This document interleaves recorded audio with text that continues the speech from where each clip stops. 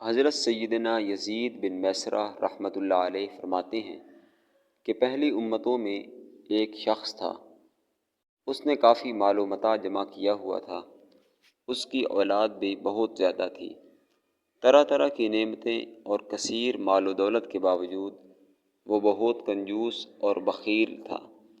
اللہ تعالیٰ کے راستے میں کبھی خرچ نہ کرتا، بلکہ ہر وقت اسی کوشش اور لگن میں رہتا کہ کسی طرح اس کے مال میں اضافہ ہو جائے۔ جب وہ بہت مال و دولت جمع کرنے میں کامیاب ہوا تو اپنے آپ سے کہنے لگا کہ اب تو میں بہت عیش و آرام سے زندگی گزاروں گا۔ چنانچہ وہ اپنے اہل و عیال کے ساتھ عیش و عشرت کی زندگی گزارنے لگا۔ بہت سے خدام ہر وقت ہاتھ باندھے اس کی خدمت میں لگے رہتے۔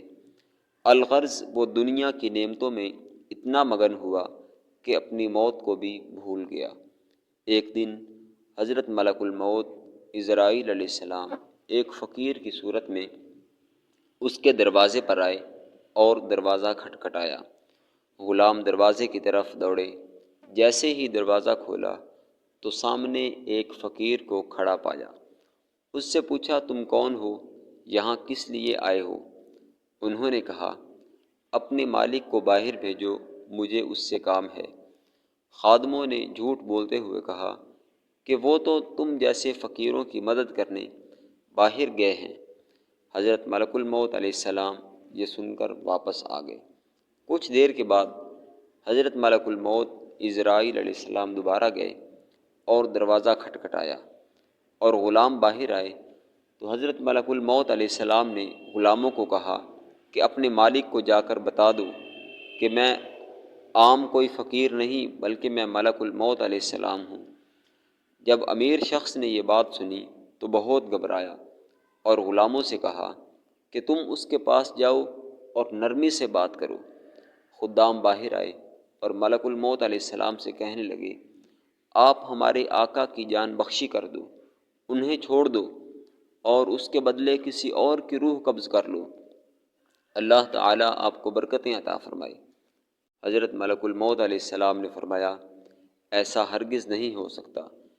پھر حضرت ملک الموت علیہ السلام اندر تشریف لے گئے اور اس مالدار سے کہا، جو تم نے وصیت کرنی ہے کر لو، میں تمہاری جان نکالنے والا ہوں۔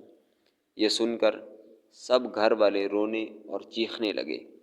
اس مالدار نے کہا کہ سارے سونے چاندی کے تابوت اور صندوق کھول کر میرے سامنے لاؤ۔ فوراً حکم کی تعمیل ہوئی، سارا مال اس امیر کے قدموں میں ڈھیر کر دیا گیا۔ وہ شخص اس مال کے پاس آیا، اپنی دولت کے پاس آیا اور کہا، تجھ پر خدا کی لعنت ہو، تو نے مجھے اللہ کی یاد سے غافل رکھا اور آخرت کی تیاری سے روکے رکھا۔